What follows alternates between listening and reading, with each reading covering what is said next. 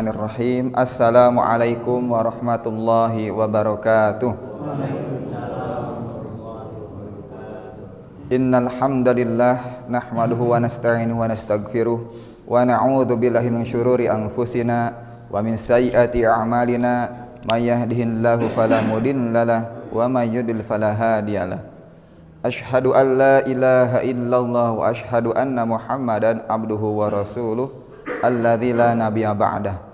Usolli wa usallimu ala nabiyyina Muhammadin sallallahu alaihi wasallam wa ala alihi wa ashabihi wa man tabi'ahu bi ihsanin ila yaumiddin. Amma ba'du. Qala Allah Ta'ala fil Qur'anil Karim, a'udzu billahi minasyaitonir rajim. Bismillahirrahmanirrahim. Iqra bismi rabbikal ladzi khalaq. Khalaqal insana min 'alaq. Iqra wa rabbukal akram. Alladzi 'allama bil qalam. 'Allamal insana ma lam ya'lam. Wa qala an-nabiy sallallahu alaihi wasallam, khairukum man ta'allamal qur'ana wa 'allamahu. Al-hadits. Wa qala aidan, la salata liman lam yaqra bi Fatihatil kitab. Al-hadits. Bapak Ibu jamaah semuanya, jamaah belajar Al-Qur'an dari dasar, insyaallah bisa, insyaallah lancar atau basic. Puji syukur kita panjatkan pada Allah Subhanahu wa taala karena atas nikmatnya, yaitu nikmat iman dan Islam, juga kita masih diberi kesempatan untuk hadir pada belajar pada pagi hari ini. Shalawat serta salam senantiasa tercurah untuk Nabi kita Muhammad sallallahu alaihi wasallam, untuk para keluarganya, sahabatnya, tabi'in, tabi'ut tabi'in, sampai pada kita yang mengharap syafaatnya di yaumil akhir kelak. Mari kita awali belajar kita pada hari ini dengan sama-sama membaca basmalah. Bismillahirrahmanirrahim. Allahumma inni as'aluka ilman nafi'an wa rizqan thayyiban wa amalan mutaqabbalan. Amin amin ya Allah ya rabbal alamin. Pada kesempatan kali ini insyaallah saya akan membahas tematik itu tentang tafsir surat Al-Fatihah. Kenapa tentang tafsir surat Al-Fatihah? Saya mengambil tema ini karena setidaknya kurang lebih 17 kali kita membaca surat Al-Fatihah, yaitu dalam salat fardu.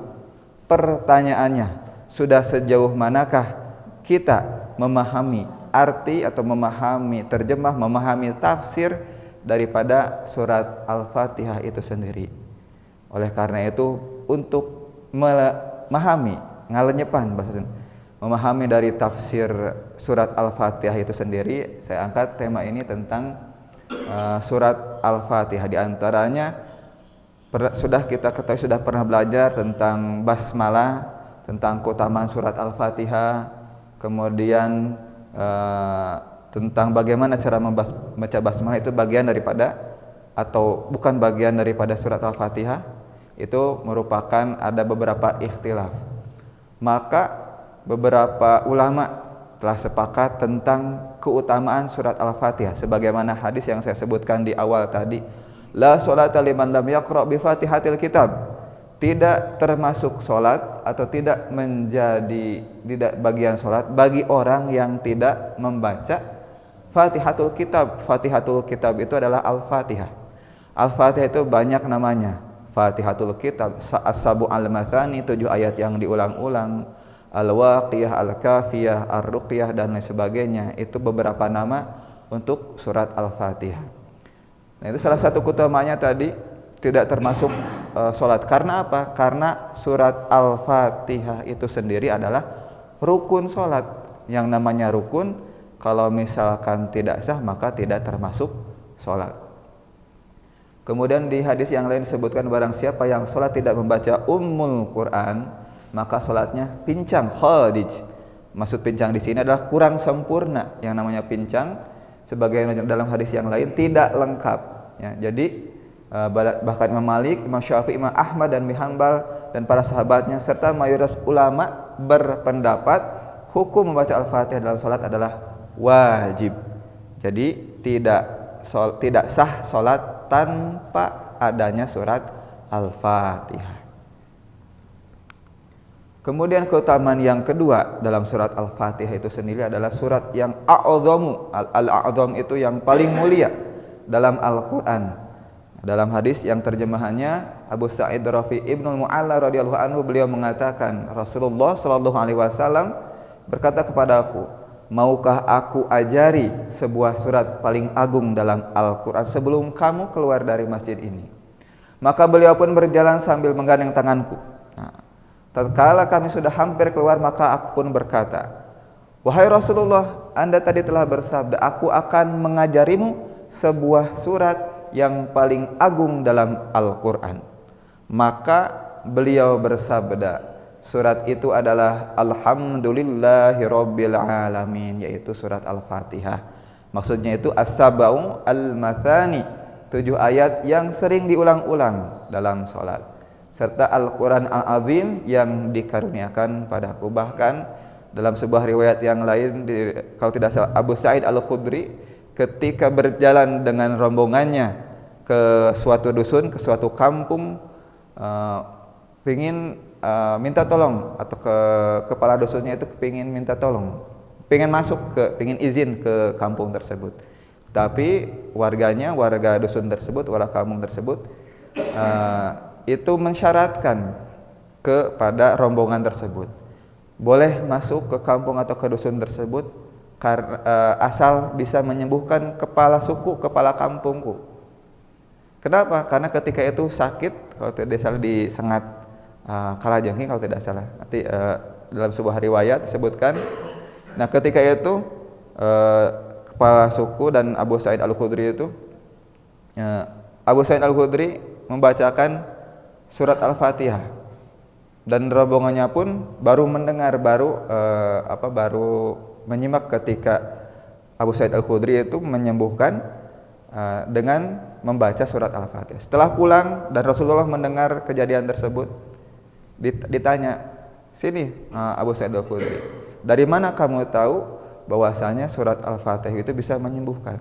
Ya, saya mengatakan bahwa itu adalah syifaun, bagian daripada syifa, itu penyembuh daripada Al-Quran. Maka Rasulullah mendiamkan. Nah, itu salah satu bagian daripada at-taqrir, takrirnya Rasulullah Shallallahu Alaihi Wasallam.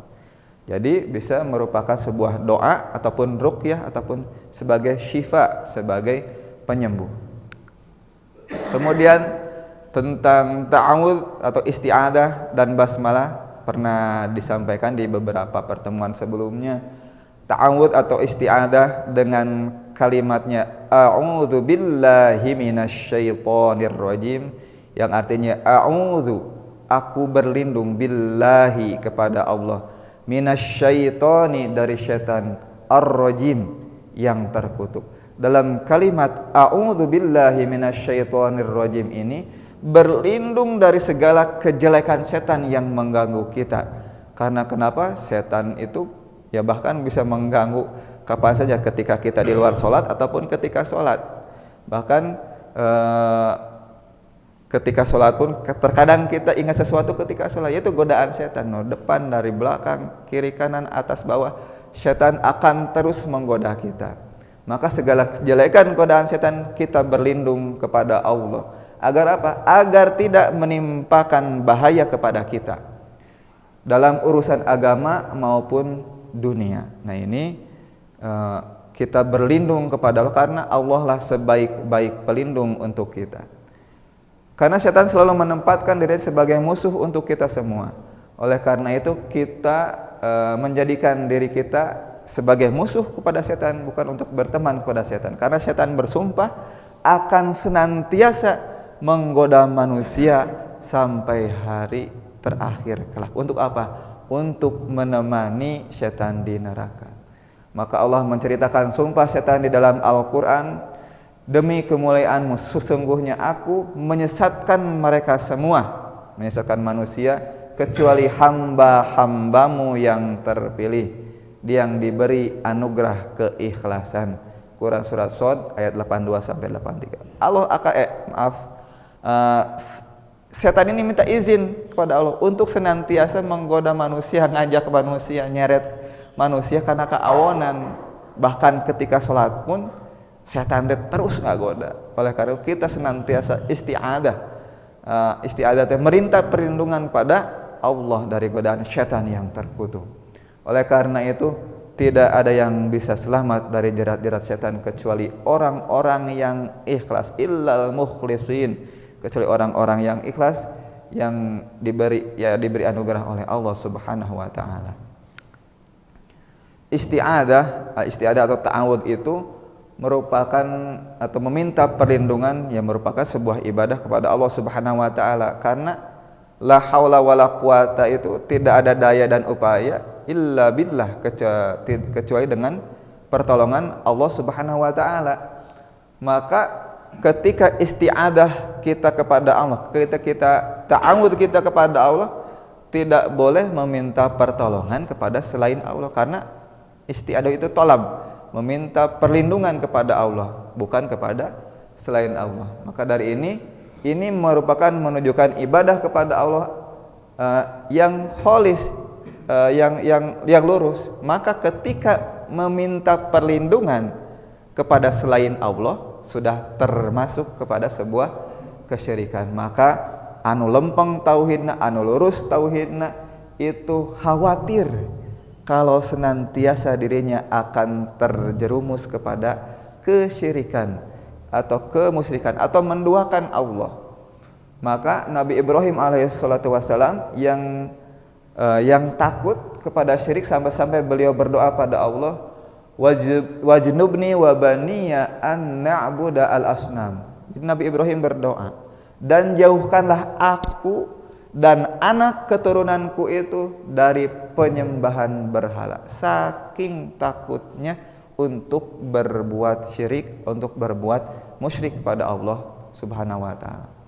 Bahwasanya ketika kita memiliki akidah yang kuat, memiliki ketauhidan yang kuat, itu kenikmatan tersendiri. Maka sebagaimana sering para khotib, para mubalik yang ceramah, nikmat iman dan Islam. Kenapa? Karena nikmat iman itu sendiri merupakan sebuah kenikmatan tersendiri untuk kita. Nikmat akidah dalam diri kita, nikmat tauhid senantiasa kendai ke Allah, itu sebuah kenikmatan tersendiri. Karena pada sejatinya kita, nurani kita, domir kita senantiasa kembali pada Allah Subhanahu wa taala. Maka kalau hati kita, nurani kita, domir kita itu geningan kieu nyaeta teh pituduh ti Allah, urang bade nurutkeun nurani atau bade nurutkeun nafsu, terkadang ada gejolak dalam diri kita. Itulah hidayah daripada Allah Subhanahu wa taala. Maka dalam surat Al-An'am ayat 112 yang artinya, dan demikianlah kami jadikan musuh bagi setiap nabi, yaitu musuh yang berupa setan. Tidak hanya kita, para nabi pun, para ulama pun musuhnya itu ya setan, sekelas nabi gitu ya. Maka dari golongan manusia dan jin, sebagaimana sebagian mereka mewahyukan kepada sebagian yang lain ucapan yang indah untuk memperdaya manusia. Jadi dari bangsa jin dan manusia. Jadi minal jinnati wan nas, dari bangsa jin dan manusia. Jadi setan itu merupakan sebuah sifat nusok ngaganggu, jaga ganggu. Seganggu jin, ada golongan jin ataupun manusia, berarti manusia nusok ngaganggu karena ibadah karena Allah, ya disebut naogenya. Nah, setan. Kamu setan, wah setan. Nah disebut setannya sifatnya, sifat sok ngaganggu manusia tina kataatan ka Allah Subhanahu wa taala. Lajeng deui tina makna bismillahirrahmanirrahim, bi ismi Allahi ar-Rahman ar-Rahim, bi ismi dengan menyebut nama Allah yang Maha Pengasih lagi Maha Penyayang. Jadi ketika kita Allah takbiratul ihram itu sudah diharamkan segala perbuatan selain doa dan perbuatan perbuatan salat. Maksudnya itu ya ketika salat ulah tuang teh ulah nyangaleut teh diharamkan maksud segala satu. Karena as-salatu muhtatamun bitakbir, muftatahun bitakbir wa muhtatamun bisalam, itu ketika diawali dengan takbiratul ihram diharamkan segala sesuatunya kecuali amal salat ataupun bacaan salat. Maka ketika ketika muftatahun itu dibuka dengan takbir, kemudian rangkaian doa sampai ditutup dengan salam, yaitu rangkaian daripada berdoa kepada Allah Subhanahu wa taala, karena inti dari salat itu adalah doa. Maka ketika bismillahirrahmanirrahim aku memulai bacaanku, aku memulai salatku, aku memulai ibadahku ini, seraya minta barokah dengan menyebut nama Allah Subhanahu wa taala, dengan seluruh nama Allah, maksudnya meminta tambahan peningkatan amal kebaikan, yazdadul amal, dengan meningkatkan amal dan kebaikan dan pahala daripada apa amal yang aku kerjakan ini, yaitu diantaranya salat. Selain bismillah, selain salat, ketika kita makan, basmalah, mengawali sesuatu dengan basmalah dan mengakhiri dengan hamdan, barokah daripada basmalah tersebut. Karena barokah itu milik Allah Subhanahu wa taala. Karena Allah sejatinya sesatunya sesembahan yang senantiasa kita ibadahi, maka kita awali tadi berlindung ta'awud kepada Allah Subhanahu wa taala, kemudian kita bismillahirrahmanirrahim, mengawali segala sesuatu dengan bismillah. Apapun itu, kita bekerja dalam hal kebaikan, kita minta barokahnya pada Allah Subhanahu wa taala. Untuk apa? Menambahkan barokahnya ketika kita mengerjakan sesuatu. Maka ketika tadi awali dengan basmalah, diawali dengan doa, meminta keberkahan dari Allah Subhanahu wa taala. Kemudian selanjutnya dengan alhamdulillahi rabbil alamin. Alhamdu yaitu segala puji, lillahi kepada Allah, hanya kepada Allah, rabbil alamin, Tuhan semesta alam. Dalam hal ini tidak hanya rabbil alam, tidak hanya satu alam saja. Rabbil alamin ini, alamin adalah bentuk jamak, bentuk plural, bentuk banyak. Jadi semesta alam, sekalian alam. Alam yang para ilmuwan ketahui mungkin alam manusia, alam jin, dan alam apa? Ya mungkin ada info alien dan sebagainya, ya kita tidak tahu. Apakah itu benar, apakah itu konspirasi, kita tidak tahu. Kemudian alam dalam yang dimaksud dan dalam ayat ini itu alam apa? Alamin berarti banyak alam. Tidak alamun itu ya satu, alamain tidak dua, tapi alamin. Banyak ya di sini. Maka makna alhamdu ini merupakan pujian kita kepada Allah Subhanahu wa taala. Karena apa? Karena sifat-sifat kesempurnaan Allah. Allah yang Maha Rahman Ar-Rahimnya. Kita bertauhid, tauhid itu ada 3. Kemudian tauhid uluhiyah, tauhid rububiyah, dan tauhid asma wa sifat. Tauhid uluhiyah atas sifat-sifat Allah yang Maha Pengasih dan Penyayangnya, contohnya. Rububiyahnya terhadap apa ciptaannya, alam semesta ini, manusia, hewan, dan lingkungan kita ini merupakan tauhid rububiyah. Kemudian asma wa sifatnya terhadap nama-nama Allah yang sempurna dan sifat-sifat Allah, itu 3 tauhid, uluhiyah, rububiyah, dan asma wa sifat. Dan karena perbuatan-perbuatannya yang tidak lepas memberikan kepada kita karunia, memberikan kepada kita sebuah kasih sayang Allah, yang mana kasih sayang Allah itu Ar-Rahman, itu kasih sayang Allah itu tidak pilih kasih. Sebagaimana Ar-Rahman matahari menyinari bumi, henteu pilih-pilih ieu mah negara muslim atau kaum muslimin sinarnya kepada orang-orang muslim saja, tidak, tetapi mau muslimin, mau yang ateis, mau yang kafir, yang musyrik, semuanya diberikan cahaya matahari oleh Allah Subhanahu wa taala. Itulah Ar-Rahmannya Allah, kasih sayangnya Allah yang tidak pilih kasih. Maka Ar-Rahimnya Allah, yang Maha Pengasih dan Penyayangnya Allah, Ar-Rahim, itu dikhususkan kepada orang-orang muslimin wal mukminin. Jadi Ar-Rahman geningan ustad geningan itu non muslim nikmatna meuni seueur, hartanya berlimpah dan lain sebagainya. Yaitu kasih sayang Allah kepada seluruh umat manusia, bukan hanya orang-orang muslim saja. Kemudian Ar-Rabb di sini Seperti halnya murabbi, itu yang memelihara. Robbayani shogiro, yang memeliharaku di waktu kecil. Maka Rabbul Alamin, Rabbul Ard, yang mempunyai tanah ini, misalkan Rabbul Masjid, itu yang mempunyai masjid. Jadi Robbaya asal katanya itu yang memelihara, yang membina, atau murabbi sebagai pembina. Nah itu ya. Maka Rabbul Alamin ini yang mentarbiyah, yang membimbing dan yang memelihara. Yang memelihara apa? Alamin, karena semesta alam, seluruh alam, karena Allah lah yang memelihara seluruh alam dengan berbagai macam bentuk tarbiyahnya, dengan berbagai macam bentuk peliharaan Allah Subhanahu wa taala, dengan berbagai macam bentuk bimbingan Allah yang mungkin tidak kita ketahui, ya hanya beberapa saja oleh para ilmuwan yang diketahuinya.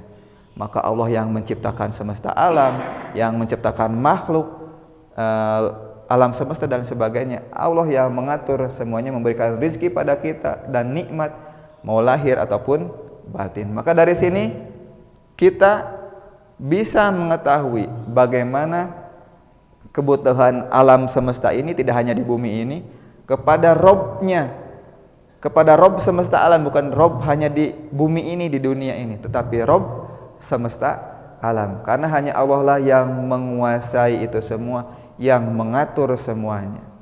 Maka hanya Allah lah satu-satunya pemberi hidayah, Allah yang maha kaya. Maka oleh karena itu kita semua meminta kepada Allah, baik dengan ucapan lisan maupun dengan ekspresi diri ataupun amal perbuatan, karena hanya kepada Allah lah kita mengadu dan meminta pertolongan. Dalam Taisir Latifil Manan selanjutnya, Ar-Rahman Ar-Rahim, sebagaimana yang dijelaskan sebelumnya, yang maha pemurah lagi maha penyayang, sebagaimana yang diyakini oleh Ahlus Sunnah wal Jamaah. Maksudnya itu Allah memiliki nama-nama yang terindah, yaitu tauhid asma wa sifat. Allah memiliki nama-nama yang terindah, maka berdoalah kepada Allah dengan menyebutnya. Maka ketika kita berdoa, di antara adabnya kita beristighfar kepada Allah, kemudian kita hamdalah, memuji syukur ke Allah atas segala kenikmatan, salawat serta salam, baru kita kemudian ya Allah ya Ghaffar, yang maha pengampun, ya Allah ya Tawwab, yang maha pemberi taubat, ya Allah ya Rahman ya Rahim, yang maha pengasih dan penyayang, dengan mengawali dengan asma al-husna-nya Allah, nama-nama yang baik Allah. Seperti halnya ketika kita atau heurina ayeuna, biar tidak silaturahmi terputus, pinjam dong 100 kan aya naon, aya mujamalah teh naon, aya heula geunan pembuka heula. Ketika kita ke teman, atuh udah bager, udah kasep, ujung-ujungna nambut gitu kan. Gitu. Atau kita bermujamalah teh ngabageran heula batur. Kan aya maksud gitunya, aya maksud. Kitu oge kita ka Allah. Ka jalmi kitu komo ka Allah. Maksudna teh kita ya Allah, Allah ge resep dipuji ku nama-namanya. Maka nama-nama yang terindah, berdoalah pada Allah dengan menyebutnya. Ya Allah ya Rahman ya Ghaffar ya Fattah ya Razzaq ya Nasir. Kita sebutkan, kita awali dengan nama-nama al-asma al-husna, asmaul husna. Nah, itu seperti hanya manusia, Allah pun pengen dipuji lebih dari kita. Maka setiap Allah mengandung sifat, maka kita beriman dari nama-nama sifat. Jadi termasuk daripada keyakinan kita, iman kita dengan tauhid asma wa sifat, ya. Maka dari itu, dalam mengimani nama-nama dan sifat Allah ini, kaum muslimin terbagi menjadi 3 golongan. Yang pertama musyabbihah, yang kedua mu'attilah, dan yang ketiga yang pertengahannya Ahlus Sunnah wal Jamaah. Naon sih musyabbihah teh? Nyata orang-orang yang menyerupakan sifat-sifat Allah dengan sifat makhluk. Itu terlalu mengedepankan sisi-sisi penetapan nama dan sifat dan mengabaikan sisi-sisi penafian keserupaan, sehingga terjerumus dalam tasybih, penyerupaan. Jadi bukan kita maka tangan Allah itu maglulatan, bukan tangan Allah seperti tangan manusia, jangan kita gambarkan, itu namanya musyabbihah. Seperti hanya tangan manusia, kita tidak bisa membayangkan yadullahi maglulah terbelenggu, maksudnya bukan seperti tangan kita tong ngabayangkeun wajahna seperti bagaimana, tapi kita mengimani asma dan sifatnya. Kemudian yang keduanya adalah mu'attilah, orang-orang yang menolak nama atau sifat-sifat Allah. Mereka terlalu mengedepankan sisi penafian sehingga terjerumus dalam ta'til. Ta'til itu menolak nama-nama yang Asmaul Husna tersebut. Tapi yang ketiganya adalah Ahlus Sunnah wal Jamaah yang berada di tengah-tengah antara tadi mengedepankan sisi menyerupai ya manusia ataupun penolakan asma wa sifatnya. Mengimani dalil-dalil yang menetapkan nama-nama dan sifat-sifat Allah sekaligus menafikan keserupaan sehingga selamat daripada tasyabuh, selamat daripada penolakan asma wa sifat. Ar-Rahmanur Rahim, Maliki. Nah, Maliki, ada yang Maliki, ada cara bacaan, ada yang pendek, ada Maliki. Maliki ini Al-Malik yang menguasai pada hari pembalasan. Al-Maliku itu adalah raja. Yaumiddin adalah istilah daripada hari pembalasan atau hari kiamat. Ada Yaumil Jaza, ada Yaumil Hisab, ada banyak istilah hari-hari kiamatnya. Yaumiddin kalau secara harfiahnya, yaum itu hari, ad-din itu agama. Bukan hari agama, jadi bukan diarti secara letterlek, tapi yang menguasai hari pembalasan di sini yaitu yang menguasai hari akhirat, hari kebangkitan. Malik di sini adalah zat yang memiliki kekuasaan ataupun penguasa. Dalam hal ini, penguasa itu berhak untuk memerintah, al-amr. Berhak juga untuk melarang orang-orang yang berada di bawah kekuasaannya. Maksudnya berhak untuk memberikan pahala, mengajarkan, menjatuhkan hukum, memberikan pahala dan menjatuhkan hukuman kepada mereka. Maka dialah Al-Malik yang penguasa atau pemilik, sedangkan Al-Maliku itu artinya raja. Maka Yaumiddin di sini hari kiamat sebagai hari pembalasan kepada seluruh umat manusia yang menerima balasan baik amal baiknya ataupun amal buruknya ketika hidup di dunia. Maka ketika Allah disebut Al-Malik yang berkuasanya, kumaha Allah, kumaha kehendak Allah yang memberikan balasan terhadap amal perbuatan kita semua. Oleh karena itu dalam ayat ini ketika Yaumiddin, ketika hari pembalasan itu terjadi secara khusus, maka Allah penguasa hari pembalasan, Allah juga penguasa seluruh hari yang ada, tidak hanya berkuasa atas hari kiamat ataupun atas hari pembalasan saja. Kemudian di ayat selanjutnya, Iyyaka na'budu wa iyyaka nasta'in. Iya itu sebagai penekanan. Hanya ka kepada engkaulah, hanya kepada Allah lah. Iyyaka. Jadi penekanan, pentakidan. Mung seukur ka anjeun, mung seukur ka anjeun.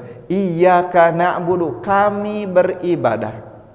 Wa iyyaka, dan hanya kepada engkaulah nasta'in, kami memohon pertolongan. Tadi mukadimah kita ta'awud isti'adah dengan bismillah, membuka barokahan basmalah, kemudian hamdalah memuji kepada Allah, Ar-Rahman Ar-Rahimnya Allah, kemudian Malik Yaumiddin yang menguasai hari pembalasan. Iyyaka na'budu, baru kita meminta kepada Allah, hanya kepada engkaulah ya Allah kami beribadah.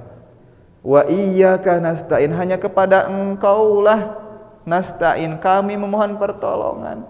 Berarti mun urang ibadah ka selain Allah, berarti mun kita memohon pertolongan dalam hal ini yang memang pertolongan pada Allah. Kalau kita di luar itu meminta beribadah padahal berarti tidak sesuai dengan Al-Fatihah ini. Ada abdi mah ieu mah hanya sebagai alat, misalkan sebagai wasilah perantara. Ngangge misalkan punten jimat misalkan atau cincin ieu da abdi ge ieu mah yakinna ka Allah kan ieu mah perantarana we. Misalkan berarti kan tos ngaduakeun, sudah menduakan ongkoh nyungkeun tulungna ka Allah, tapi aya ieuna cincin batu ali misalkan. Berarti kan tos minta tolongna ge ka batu, ke benda mati selain Allah Subhanahu wa taala.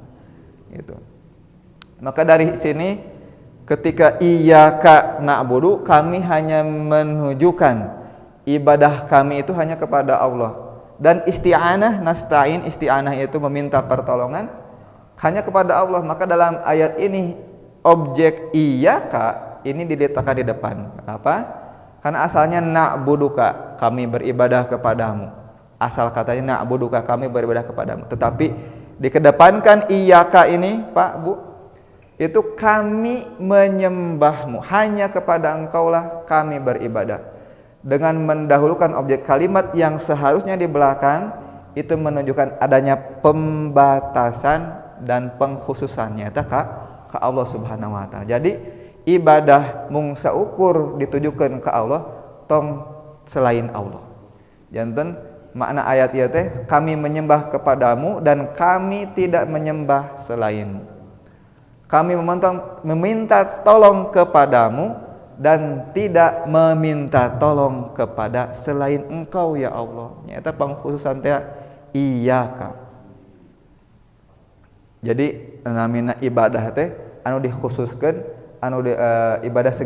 ibadah adalah segala sesuatu yang dicintai dan diridhoi oleh Subhanahu wa taala. Bisa qauliyah, bisa amaliyah, bisa perkataan ataupun perbuatan. Maka karena ibadah itu luas cakupannya, yang tadi urang sasapu bismillahirrahmanirrahim, urang misalkan nyeusehan bismillahirrahmanirrahim. Dengan bismillah karena ada ibadah mahdoh, ghairu mahdoh ya, yang khusus dan yang umum. Maksudnya teh kita bismillah, mudah-mudahan janten ibadah ke Allah Subhanahu wa taala. Bismillah ya Allah, dina tuangna ieu mudah-mudahan ibadah ke Allah, nuang ke ngiatkeun badan urang supados taat ka Allah, tiasa pangaosan, tiasa ngalaksanakeun salat. Eta kan doa. Janten ibadah secara umumna.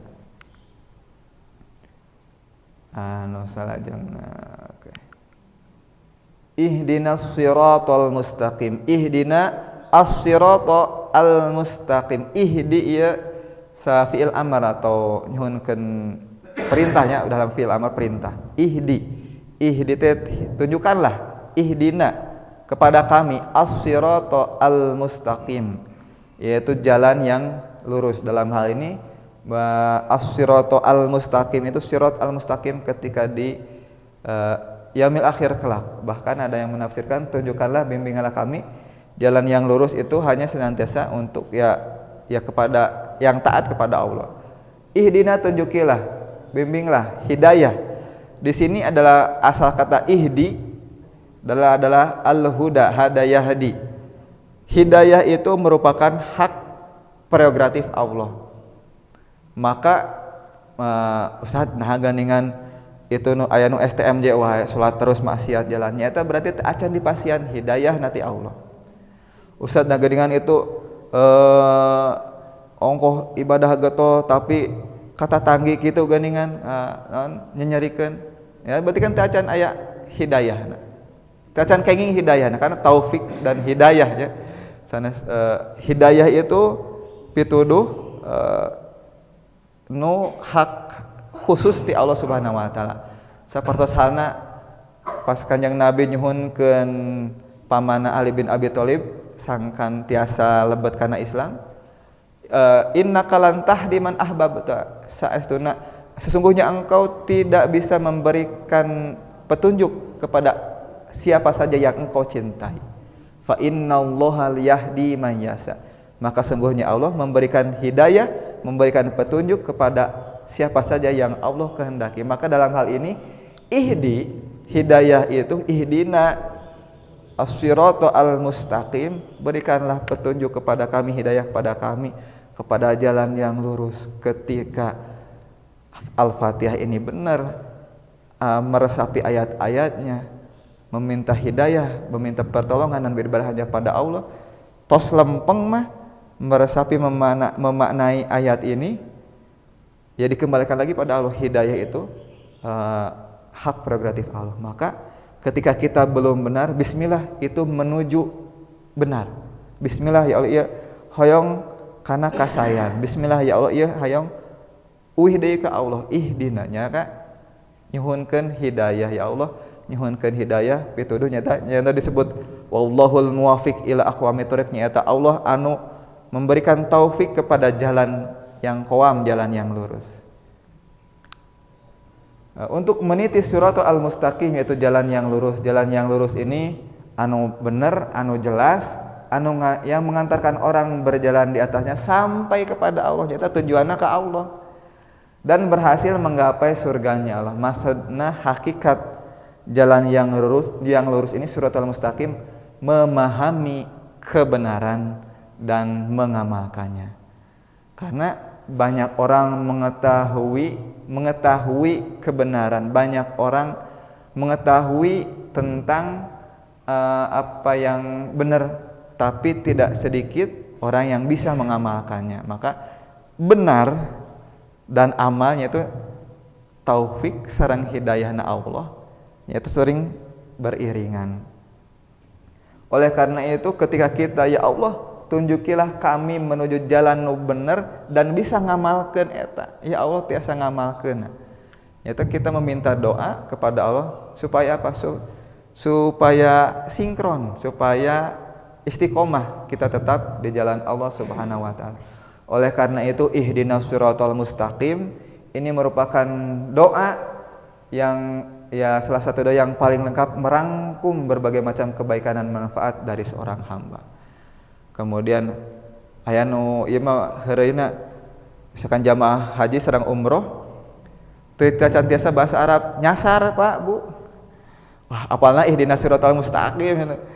Ihdinas siratal mustaqim, tunjukkanlah kami pada jalan yang lurus gitu kan.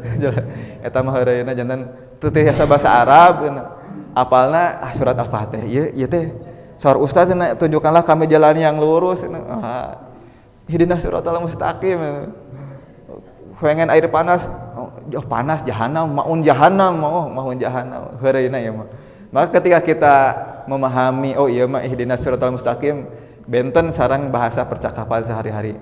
Air panas maun jahanam, air jahanam. Bukan berarti air jahanam itu air minum, bukan ya. Itu mah heureuna ketika jamaah misalkan ke Arab atau jamaah haji dan umroh. Oh, ingetna iya gitu. Oke, kita masuk lagi ke sini. Ya. Lanjut lagi. Siratal ladzina an'amta alaihim. Sirat, as-sirat di sini tadi sirat jalan. Alladzina orang-orang yang an'amta yang telah engkau beri nikmat alaihim kepada mereka. Yang dimaksud siapa saja orang-orang yang telah engkau beri nikmat atas mereka. Di antaranya para nabi, para syuhada, para alimin. Itu yang dimaksud dengan an'amta alaihim. Jadi siapakah orang yang diberi nikmat oleh Allah? Yaitu disebutkan ini para nabi, para siddiqin, orang-orang yang jujur, para syuhada, kemudian para pejuang Islam yang mati syahid, kemudian orang-orang yang sholih, termasuk dalam cakupan orang yang dari nikmat itu yang diberi anugerah keimanan oleh Allah Subhanahu wa taala untuk mengenal Allah dengan baik, untuk mengetahui sifat Allah, nama Allah dan apa saja yang dicintai oleh Allah dan mengerti apa saja yang dimurkai oleh Allah. Maka selain itu mendapatkan taufik, mendapatkan petunjuk untuk melaksanakan apa-apa saja yang diperintahkan oleh Allah dan menjauhi segala apa-apa yang dilarang oleh Allah Subhanahu wa taala. Maka jalan inilah akan yang mengantarkan hamba, yang mengantarkan kita sebagai tujuan, yaitu kepada mardotillah, untuk menggapai ridho Allah Subhanahu wa taala. Naon sih nu urang pilari kecuali ridho Allah? Naon nu urang pilari di dunia selain ridho Allah? Ayeuna mun Allah terido nya moal ditampi. Urang masuk ukur mung ridho Allah Subhanahu wa taala. Atau bagaimana seandainya aya lagu jika surga dan neraka tidak pernah ada. Naon nu urang pilari? Apakah kita melari surga? Kalau tidak ada bagaimana? Itu kan hak Allah. Yaitu kita mencari mardotillah, kita mencari ridho Allah Subhanahu wa taala.